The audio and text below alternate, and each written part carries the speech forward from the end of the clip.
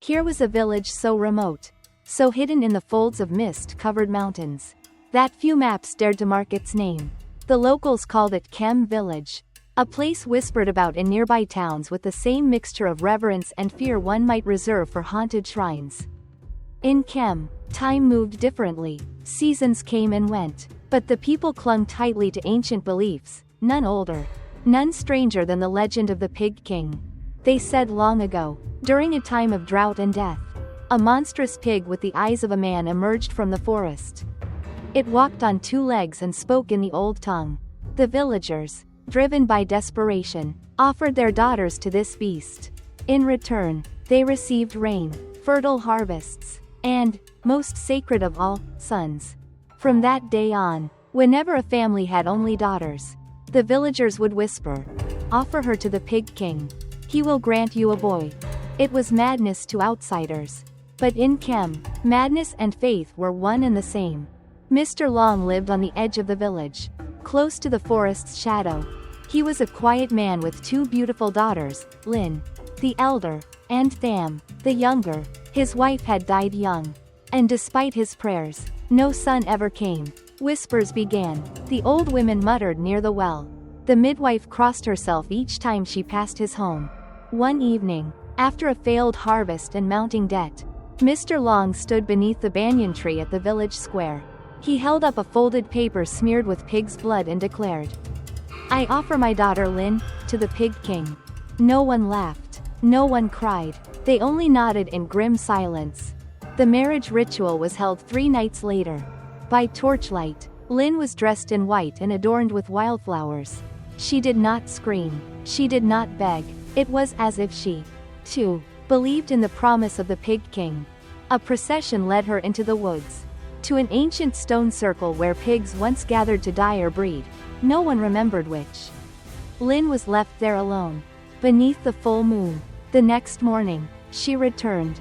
Her eyes were distant, her feet were bare and muddy. She remembered nothing, except a strange voice in the dark that had said, "You are mine now." Months passed. Lin married a local boy not long after, young, shy, but hardworking. 2 years later, she gave birth to a healthy baby boy. The village celebrated. Even those who once doubted now whispered, "The Pig King is real." But none of them saw how. Sometimes at night, the baby boy snorted in his sleep, or how he would squeal at the sight of full moons, or how, in Lin's dreams, something still called to her, from deep within the woods. The second night of the full moon came quickly. Preparations were quiet but deliberate. No invitations were sent, yet the entire village gathered at the edge of the woods, as if summoned by something older than tradition. Lin stood silently beside her father, wearing the same white dress from 3 nights ago. This time, her face was pale, not from fear, but from something deeper, a kind of knowing, as if she understood now what she had been given to. An old woman with a hunched back approached them. Her name was Granny Achimuan, the village's last living Mo, a spirit medium of the old faith. Her blind eyes stared straight through Lin. "The Pig King has accepted her," she rasped, "but a price must still be paid." Mr. Long swallowed hard. "What price?" Granny Achimuan smiled with toothless gums. "Not in coin, in silence. No one must speak of what happened. No one must return to the stone circle. And the girl must never leave the village." The villagers nodded. It was not a request. It was law now. Weeks passed. Lin returned to her routines as if nothing had changed. She fetched water, swept the yard, sang to the chickens, but people avoided her. Children stared. Dogs barked at her shadow. Then one morning, without warning, a young man named Hao came to Mr. Long's door. "I want to marry your daughter," he said, holding out a sack of rice and 2 small piglets. Mr. Long looked at Lin. She said nothing, only stared at the boy with calm, glassy eyes. They married that same afternoon, under a cloudy sky. The ceremony was small. No one dared ask questions. 2 years later, Lin gave birth. It was a boy, a perfect, healthy boy with strong lungs and sharp black eyes. The villagers came bearing offerings, chickens, rice wine, sweet corn. They whispered blessings, but also something else. "The legend is true. It's real. Children born that year were all boys. The rice grew taller. The pigs stopped dying of rot. Everyone agreed. The Pig King had kept his promise. But no one noticed Lin's husband. How? Sleeping on the floor instead of beside her. Or the way Lin would wake in the middle of the night. Standing barefoot outside, staring into the dark woods. Or how the baby boy never cried. Not once. Except during feeding. Then, he made a strange noise. A grunt. Low. Guttural. Not human. One evening, Lin sat by the fire, cradling her son. Mr. Long watched her quietly. "Do you remember anything?" he asked. "From that night in the woods?" She looked up. Her eyes were distant. "Only his breath," she whispered. "It was warm, and his skin felt like mud.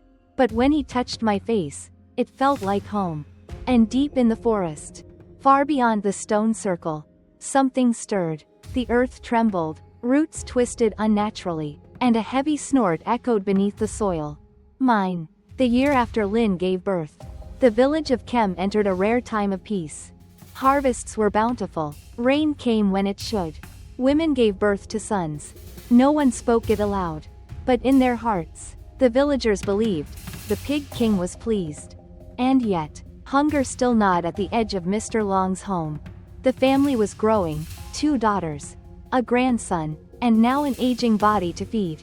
The pigs were fat, but the barn was empty. Rice had become scarce. Lin's husband worked the fields but earned barely enough to survive. That was when the offer came.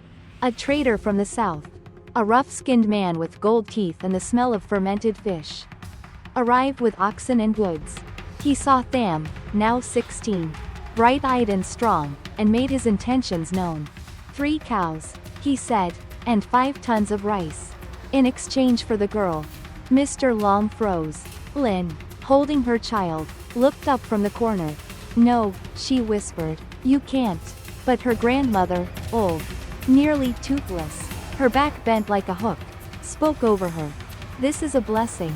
We don't need another curse. The Pig King gave us a boy. That debt is paid." But she was not offered to him. Lin said. Tham was never his. The old woman spat on the ground. "Let that filthy beast stay in the woods. We're done with old gods. We need food." That night, under a veil of stars, Tham was sold. She didn't cry. She didn't scream. She smiled weakly, kissed Lin on the cheek, and whispered, "Don't worry, I don't believe in pigs or ghosts." The next morning, the cows arrived. So did the rice. And so did the storm. It began with the pigs. Every pig in the village, young, old, black, white, began to scream at once. Not squeal, not grunt, scream, like children being drowned. Their eyes rolled back. Their bodies slammed into wooden fences until bones cracked and blood sprayed the walls. Then came the earth tremors. The ground split behind the Long family's home. A foul stench, like rotting meat and sulfur, rose from the cracks. Chickens dropped dead without a mark. Dogs refused to bark. That evening, Lin's child, barely able to speak, crawled to the door, pointed toward the forest, and said, "Daddy is coming." Granny Achimuan appeared again that night, her walking stick tapping like a drumbeat of doom. "You broke the pact," she said to Mr. Long. "You traded flesh for rice. He will come for her." "What can we do?" Lin cried. "Tham is already gone." The old woman's face twisted. "Then he will come for everyone." That night, thunder cracked the sky open. The forest groaned like it was breathing. A shape, massive, snorting, covered in bristling black hair, stepped from the trees. 2 tusks curved like horns, eyes like burning coal. The Pig King had returned. But he was not here for a bride. He was here for vengeance. They called it the Red Night, though no one dared speak of it afterward. It began just past midnight. The first scream came from the western edge of the village, where the trader's camp had been. The man who bought Tham was found torn open, his body slashed as if by tusks the size of scythes. The cows were split in half. The rice was scattered and soaked in blood. The villagers gathered in panic, clutching lanterns and prayer beads. The sky was moonless. The air smelled like iron and smoke. And then they heard it. Tham, a voice, low and thick, seemed to roll through the trees. "Where is my bride?" Mr. Long fell to his knees. "We didn't know, we didn't think." His words were drowned out by the shrieking of pigs, echoing from every corner of the village. But these were no ordinary animals. Their eyes glowed red. Their bodies were bloated, twisted. They charged through homes, trampling children, biting into throats with human-like teeth. And behind them, rising from the shadows like a god of wrath and fury, came the Pig King. He walked upright now, nearly 7 feet tall. His body was covered in wet, black bristles. His hooves crushed stone. His face, oh, his face, was a grotesque mask of human sorrow and animal rage. One tusk was broken, the other dripped blood, and in his hand, he held a piece of red cloth. Tham's wedding scarf. He did not speak again. He roared, and when he roared, the sky cracked open, lightning struck the village shrine. Fire swallowed the granary. Pigs, hundreds of them, charged through the streets. Obeying some ancient command, Granny Achimuan stood in front of the old banyan tree, arms stretched. "You must not touch the tree. It's sacred." The Pig King looked at her. There was a moment, just one, where his eyes softened. Then he impaled her with his tusk and threw her body into the fire. Lin ran, clutching her child. She screamed for her sister. But Tham was nowhere. She screamed for her father. But Mr. Long was gone, dragged into the woods by 4 black pigs with hands instead of hooves. The baby in her arms squirmed. Not crying, not wailing, laughing. A deep, grunting laugh. Lin looked down in horror. His eyes were glowing red. "Mama," the boy whispered. "I want to go home. To the forest." By morning, 30 villagers were dead. 15 more were missing. The rest gathered what they could and prayed. But no one dared bury the bodies. Not yet. Not until someone could find a way to end the curse. And far beyond the village, at the edge of the silent woods, Tham stood barefoot, still alive, but her hands were covered in fur. And her mouth no longer smiled like a girl's. The village of Kem no longer slept. Every window was boarded. Every child was kept inside, swaddled in salt and prayers. The banyan tree, once sacred, now stood charred and blackened, its branches curling like burnt fingers clawing at the sky. Lin wandered the edge of the forest every night. She did not sleep. She could not.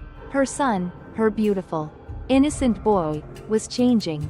His skin grew coarse. His ears twitched. And in the dark, she swore she saw him rooting through dirt like a pig searching for worms. "He's not my son anymore," she whispered. "He's his." No one answered. No one dared. Until an old man came from the mountains. His name was Ong Thin. A traveler. A bone collector. He wore a necklace made of teeth, some animal, some not. And on his back he carried a bundle wrapped in human hair. He arrived just after dusk, dragging a cart that creaked like bones grinding together. "I heard the Pig King walks again," he said. "Then your village is already damned." The elders gathered in the burnt shrine, eyes hollow with dread. "Tell us what he is," one begged. "Tell us how to stop him." Ong Thin laughed, short, bitter. "You don't stop him. You survive him. If you're lucky." He began to tell the story. Long ago, long before Kem was a village, this land belonged to the forest. In those days, humans were few, but the pigs were kings. Not like animals now. They walked, they spoke, they ruled. One among them, a boar born under a blood eclipse, grew too large, too clever. He learned to mimic men, took their voices, took their daughters. He made them kneel. They called him Ong Hio-du, the red boar. He took what he wanted: wives, land, worship. In time, he demanded children. But the humans revolted, led by a woman with silver eyes. They tricked him, buried him beneath the banyan tree, bound by bones and names forgotten. But now, Ong Thin said, "You burned the tree. You broke the pact." Silence fell over the shrine. Then he looked at Lin. "And you gave him blood willingly." She shivered. "I didn't know what he was." He leaned forward, whispering, "You gave him a door." That night, Lin returned home to find her son chewing on a rat, eyes glowing in the dark.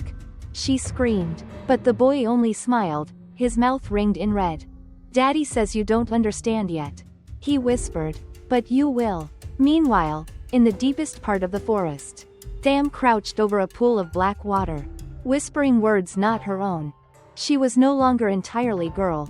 Her arms were longer, her nails curved, her pupils were slits. He's waking, she said to the wind. He remembers everything. From beneath the earth, something moved, not crawling, but rising. And somewhere in a hidden cave, Ong Thin lit a candle made of fat and ash. He opened the bundle wrapped in hair and laid out 6 bones, human and pig, fused together. He began to chant in a forgotten tongue. But even he, the keeper of the secret, trembled. If he becomes whole again, he whispered to the flame, this world won't belong to men anymore. By the 7th night, the air in Kem stank of rot and fear.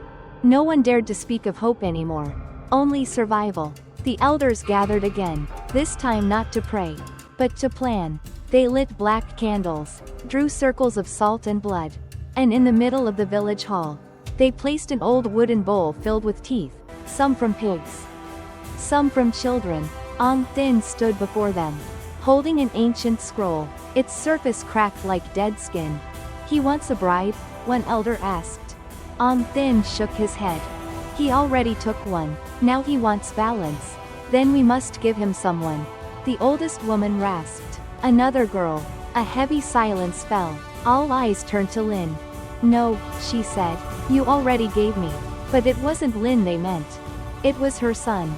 He's not just a child, Ong Thin explained. He's a bridge. Between what? Lin whispered. Between the flesh and the filth. Between the human and the beast. Lin clutched her boy tightly. Then we'll run. I'll take him far from here. Ong Thin's voice dropped. He'll find you. Through blood. Through dreams. Even through the dirt you walk on. The boy, silent until now, looked up.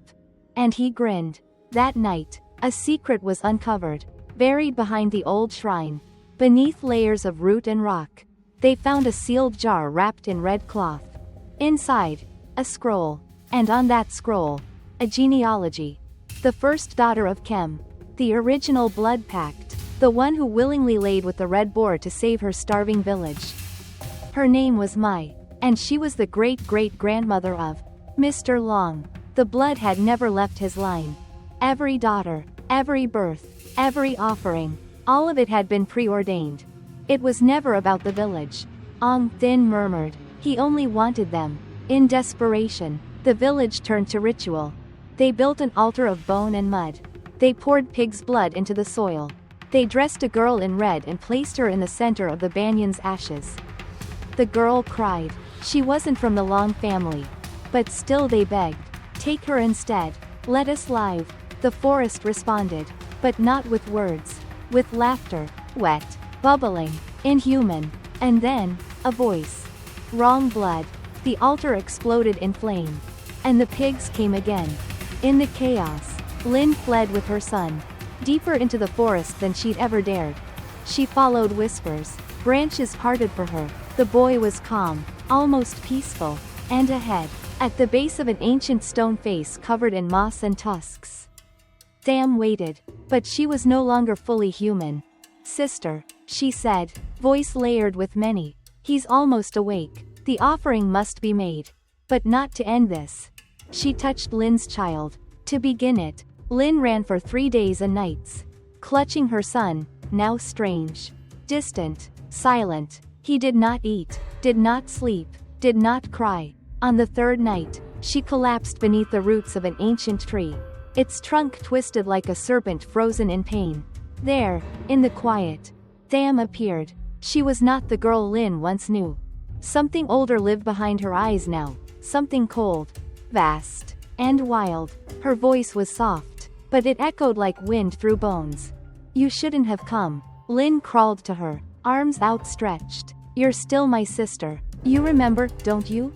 Tham looked at the sleeping child. Then, slowly, she nodded. I remember, and because I do, I'll do this. From the trees behind them, the ground trembled. The pig king emerged. He did not roar. He did not charge. He simply stepped forward, slow and massive, and extended one hand. "Return my blood." Lin clutched her son tighter, sobbing, but before she could speak, Tham stepped between them. Her eyes were bright now, not with fear, but with fire. "No, take me instead." She turned to Lin, kneeling before her. "Take him away. Raise him like a human. Tell him about me, but don't tell him about monsters." Lin broke, pulling Tham into one last embrace, her tears soaking the strange fur growing along her sister's neck. Then Tham stood. She faced the Pig King, and in a voice that belonged to no human tongue, she said, "I offer myself, my body, my soul. Sleep again, sleep for 1,000 years." The Pig King looked at her, and for a moment, just one, he bowed his head. A long, shuddering breath rippled through the forest.